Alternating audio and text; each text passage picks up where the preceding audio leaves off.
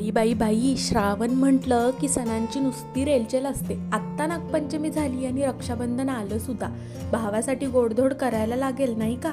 नुसतं गोडधोड नाही, पूर्ण व्हेज थाळीच दाखवतीये. तुम्ही फक्त चॅनलला सबस्क्राईब करा आणि व्हिडिओला लाईक तेवढं करून टाका.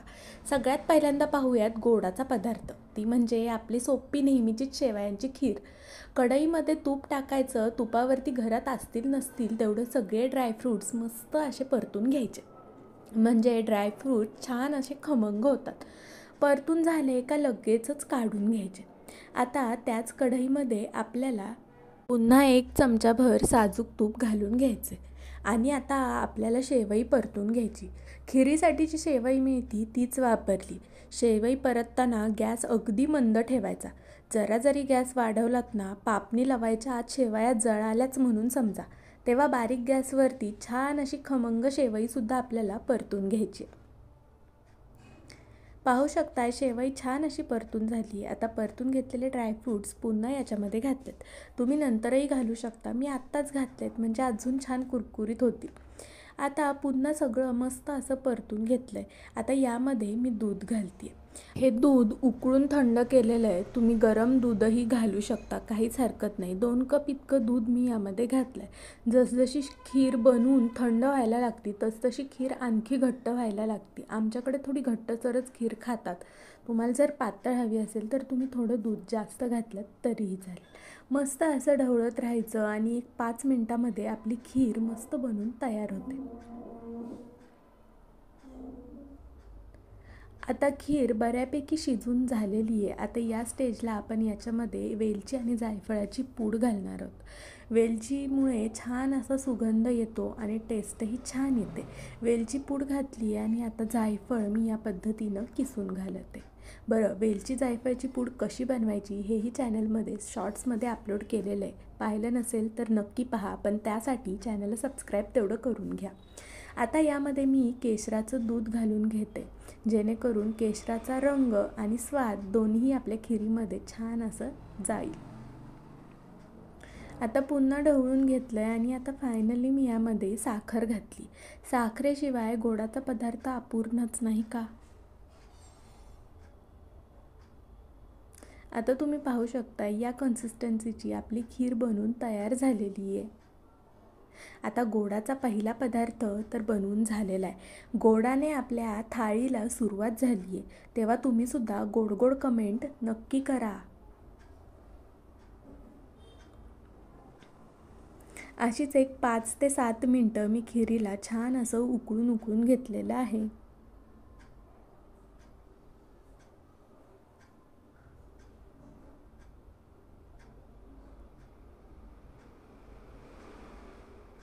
बरं, तुम्हाला खिरीचा कोणता प्रकार आवडतो? म्हणजे शेवयांची खीर, गव्हाची खीर, तांदळाची खीर की आणखी कोणती वेगळी खीर आहे?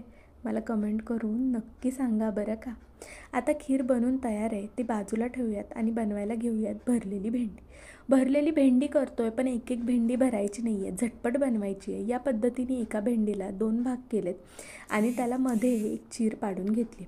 आता कढई ठेवली आहे गॅसवरती आणि त्याच्यामध्ये तेल टाकलं आहे. तेलाला जिऱ्याची फोडणी द्यायची आहे, त्यातच कढीपत्ताही घातला आहे आणि आता आपण चिरून घेतलेली भेंडी यामध्ये घातली. ही पावशर भेंडी आहे आणि यामध्ये 2 ते 3 जणांना आरामात पुरून जातं. आता तेलावरती बारीक गॅस करून आपल्याला भेंडी छान अशी परतून घ्यायची. एक 4-5 मिनटं भेंडी परतून घ्यायची आहे, पण 2 मिनटं मी असं वाफवून घेतली आहे, जेणेकरून मला खूपच घाई झालेली. त्यामुळं तुम्ही अशी वाफवली नाहीत, नुसती परतवली तरीही चालेल. आणि जर वाफ घेताय तर त्यामध्ये मीठ टाकू नका. मिठाला पाणी सुटतं आणि भेंडी चिकट होऊ शकते. त्यामुळं मीठ टाकायच्या अगोदरच कधीही भेंडी वाफवून घ्यायची. आता आपली भेंडी छान अशी परतून झाली आहे, तेव्हा त्यामध्ये मी हळद टाकलं आहे आणि अगदी थोडंसं लाल तिखट मी यामध्ये घालून घेतलं आहे. आता धने जिरे पूड घातली आहे, चवीपुरतं मीठ घातलं आहे आणि हे छान आपल्याला मिक्स करून घ्यायचं आहे.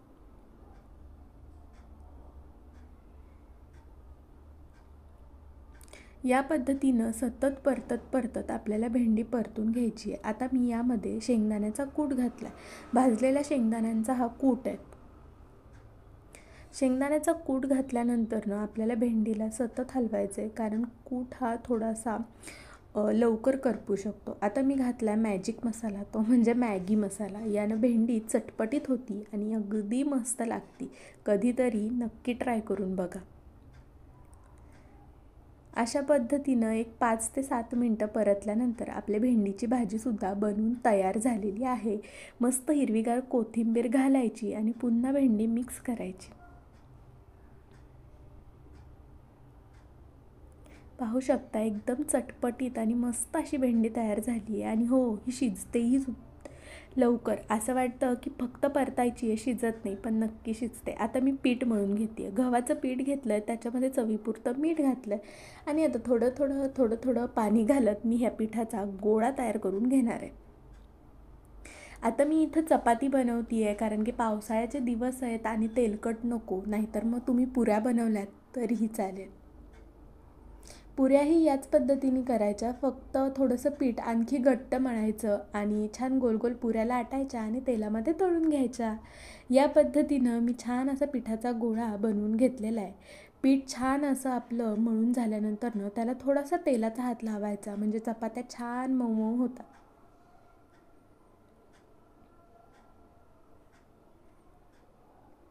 पीठ एक 15 ते 20 मिनटं आपल्याला मुरायला ठेवायचं आहे. त्यामुळं पहिल्यांदा पीठ मळून घेतलं आहे. आता ह्या पद्धतीनं मळून झालेलं पीठ तुम्ही एखाद्या कॉटनच्या फडक्यानं झाकून ठेवू शकता किंवा सहजच आपलं ताटाने झाकून ठेवलं तरीही चालेल.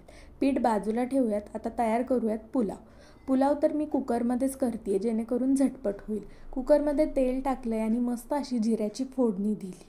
जिरे परतलं की त्याच्यामध्ये आपल्याला लगेचच बारीक चिरलेला कांदा घालायचा आहे. हा उभा चिरलेला कांदा आहे, तुम्ही आडवा कापला तरी काहीच हरकत नाही.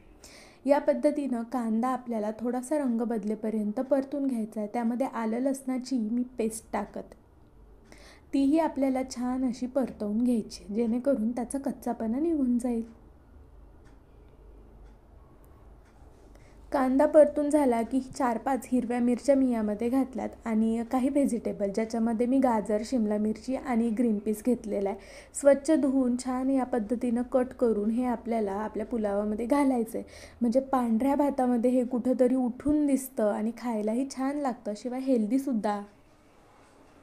आता आपल्या भाज्याही परतून झाल्यात, तेव्हा चवीपुरतं लाल तिखट आणि थोडीशी धनेजिरे पूड मी यामध्ये घालते आहे आणि मीठसुद्धा घालून घ्यायचं आहे. आता पुन्हा हे छान असं आपल्याला हलवून घ्यायचं.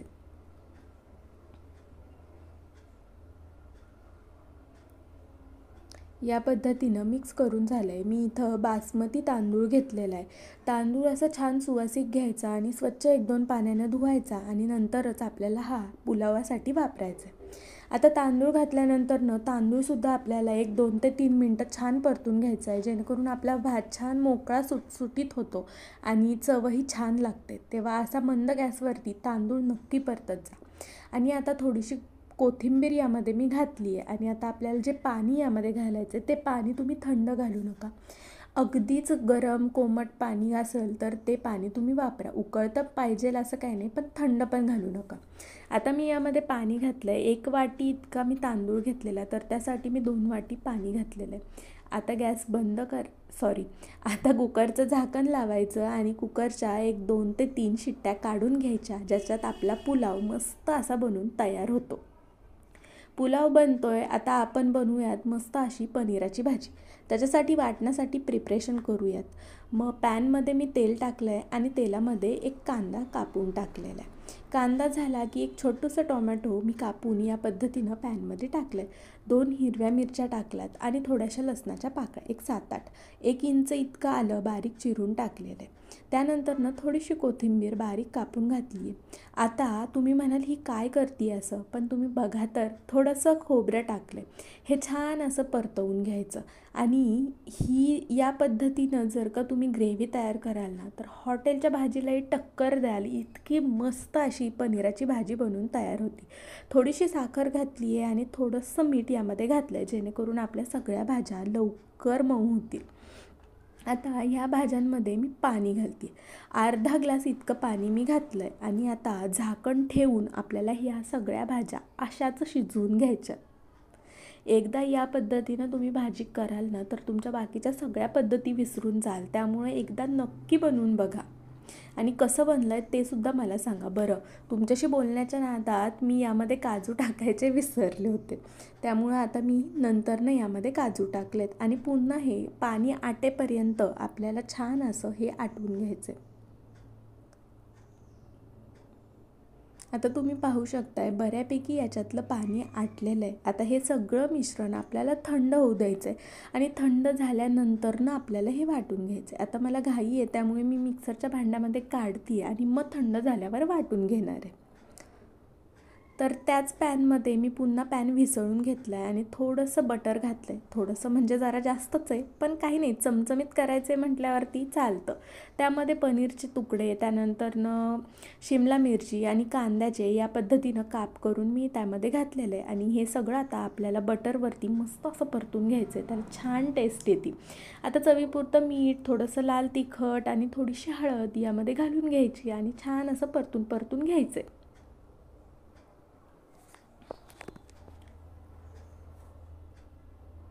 अगदी काळे होईपर्यंत किंवा डाग पडेपर्यंत परतायचं नाही आहे, तर हलकंसं एखाद 2 मिनटं आपल्याला हे छान असं परतून घ्यायचं आहे. परतून झालं की हे एका डिशमध्ये तुम्ही काढून घेऊ शकता. आता त्याच पॅनमध्ये मी पुन्हा तेल ॲड केलं आहे आणि जे मग वाटण आपण तयार केलेलं ते मिक्सरला छान असं बारीक पेस्ट तयार करून घेतली आहे आणि ती या तेलामध्ये टाकली आहे. आता तुम्ही पाहू शकताय पाणी न घालता पहिल्यांदा आपल्याला वाटण छान एखाद मिनिटभर परतून घ्यायचं आहे आणि त्याच्यानंतरनं जे मिक्सरचं भांडं होतं त्यातच मी थोडंसं पाणी घातलं. आता मी अगदीच हॉटेलसारखी भाजी बनवते आहे, त्याच्यामुळं भाजी ग्रेव्ही छान घट्टसर असणार आहे.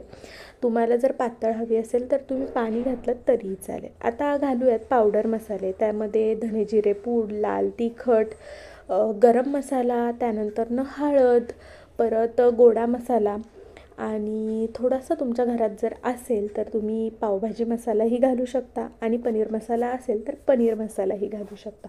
मसाले टाकल्यानंतर छान असे मिक्स करून घ्यायचेत.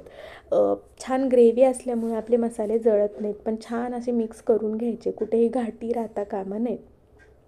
मसाले मिक्स झाल्यानंतर आपल्या ग्रेव्हीचा कलरच बदलून जातो आणि त्यातलं सगळं पाणी हे आटून जातं. आता जे आपण पनीर आणि शिमला मिरची ते सगळं फ्राय करून घेतलं होतं ते सगळं यामध्ये घालायचं आहे आणि तुम्ही पाहू शकताय मस्त अशी दिसायलाच इतकी भारी दिसते आहे की लगेचच भाजी चपाती खावी की काय असं वाटतंय. आता 1-2-3 मिनटाची छान दणदणीत वाफ काढून घ्यायची, जेणेकरून सगळे मसाले आपल्या पनीरमध्ये ॲब्झॉर्ब होतात. आता थोडीशी गरम करून मी यावरती कसुरी मेथी घालते. छान अशी हाताने चुरून घालायची म्हणजे त्याचा स्वाद उतरतो. त्यानंतर मस्त हिरवीगार कोथिंबीर घालायची आणि डन आपली पनीरची मस्त रेस्टॉरंट स्टाईल भाजी बनून तयार आहे.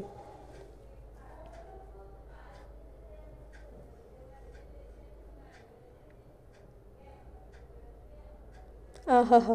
काय दिसतीये, दिसूनच बघूनच कळत असेल तुम्हाला भाजीची चव कशी झाली आहे. पण नक्की बनवून बघा.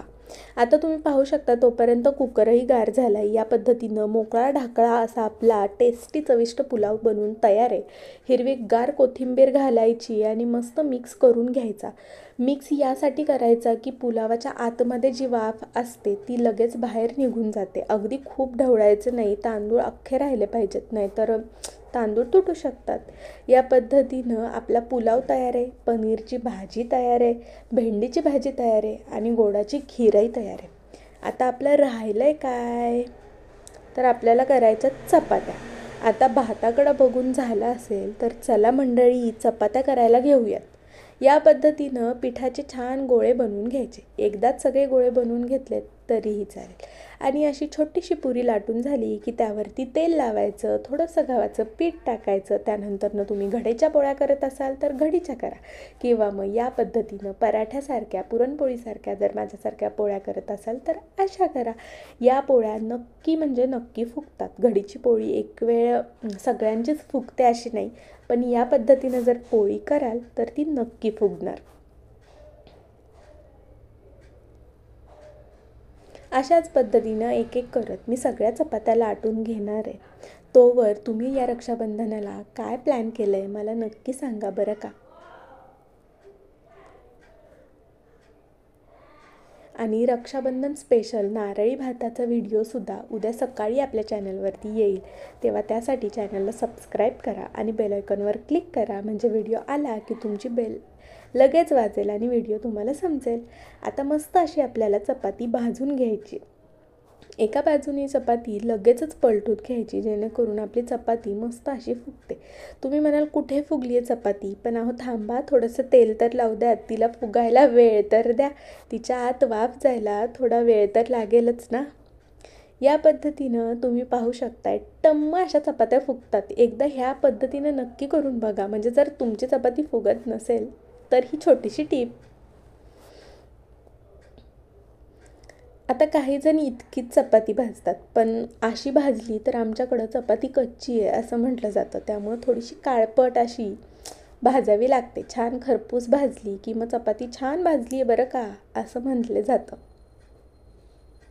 तुमच्याकडे जर अशी चालत असेल तर काहीच हरकत नाही, इतकीच चपाती भाजून घ्या. हुश, एक एक करत सगळ्या चपात्या करून झाल्यात. आणि थाळीमध्ये ठेवलेले हे जे पेढे आहेत, हे मी मिल्क पावडरपासून घरात अगदी 15-20 मिनटात बनवलेत. कसे ते पाहण्यासाठी लिंक मी डिस्क्रिप्शनमध्ये दिली आहे, नक्की जाऊन बघा. आता आपण थाळी प्रिपेअर करूया. मस्त अशी शेवयांची खीर, भरलेली भेंडीची भाजी, त्यानंतरनं पनीरची मस्त अशी भाजी आणि पुलाव, सोबतीला चपात्या आणि छान असे आपले हे तोंड गोड करण्यासाठी केलेले पेढे. अशा पद्धतीनं संपूर्ण व्हेज थाळी बनवून तयार झाली आहे. अगदी 15 ते 16 मिनटांमध्ये मी तुम्हाला हा सगळा व्हिडिओ दाखवला आहे, पण बनवायलाही अगदी कमी वेळ लागला आहे.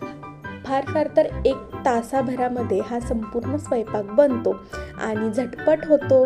शिवाय रुचकर आहे, टेस्टी आहे, चविष्ट आहे आणि हेल्दीसुद्धा आहे. त्यामुळे या पद्धतीनं थाळी नक्की बनवा. रक्षाबंधनला नाहीच जमली तर श्रावणी सोमवार सोडताना अशी थाळी नक्की बनवून खा. आणि यातली पनीरची भाजी मस्ट ट्राय बरं का, एकदा नक्की बनवून बघा. तर हा व्हिडिओ तुम्हाला कसा वाटला ते कमेंट करून मला नक्की सांगा. चॅनलला सबस्क्राईब तेवढं आवर्जून करा.